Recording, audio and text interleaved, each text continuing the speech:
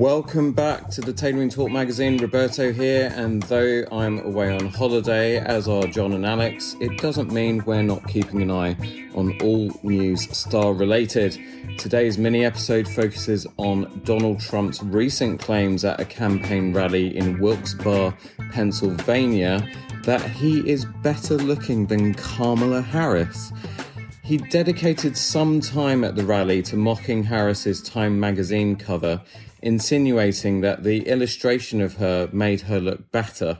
He said, and I'm not going to do an impression here, Time magazine doesn't have a picture of her. They have this unbelievable artist drawing her, and I said, is that Sophia Loren?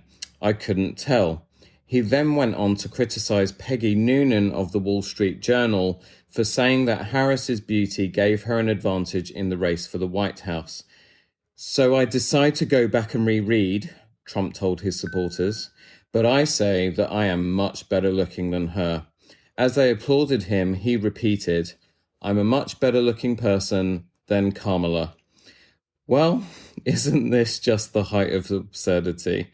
Donald Trump, a man whose skin tone can best be described as overcooked spray tan, has decided that he's better looking than Kamala Harris. Yes, you heard that right.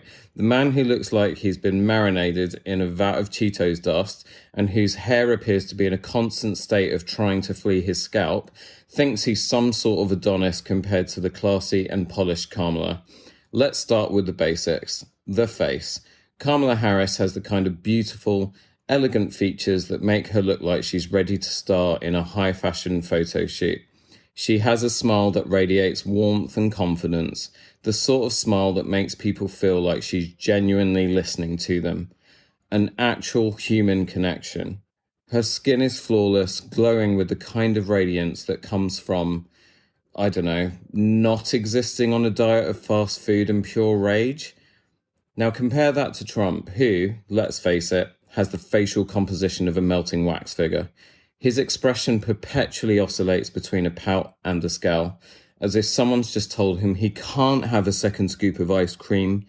And that hair, it's as though a confused toupee got lost on his head years ago and now just sort of flaps around up there, too scared to find an exit.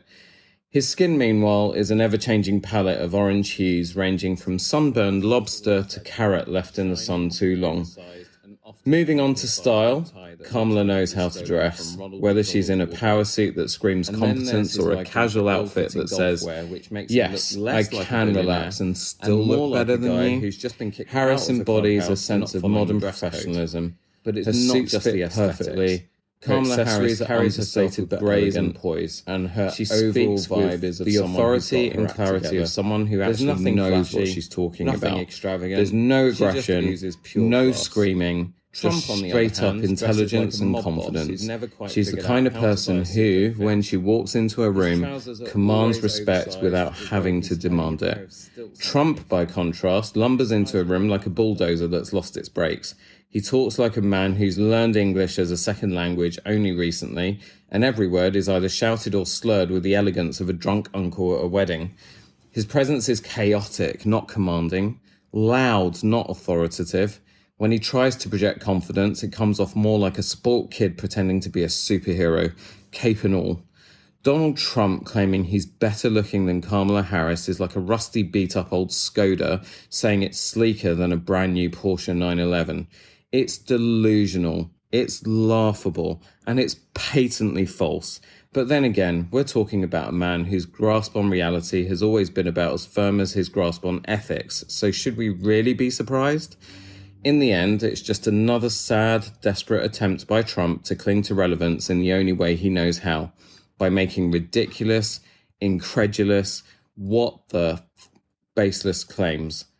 Meanwhile, Kamala Harris will continue to rise above the chaos, looking and acting like the leader she is, while Trump keeps spiraling into the cartoonish caricature he's always been.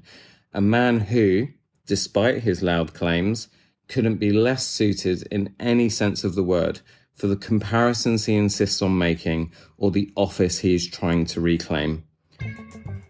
Thank you so much for joining me. Remember to give us a rating and a review if you're listening on Spotify or Apple Podcasts.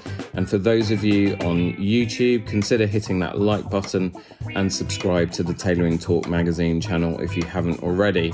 Don't forget, join the conversation in the comments. We always love to hear your feedback.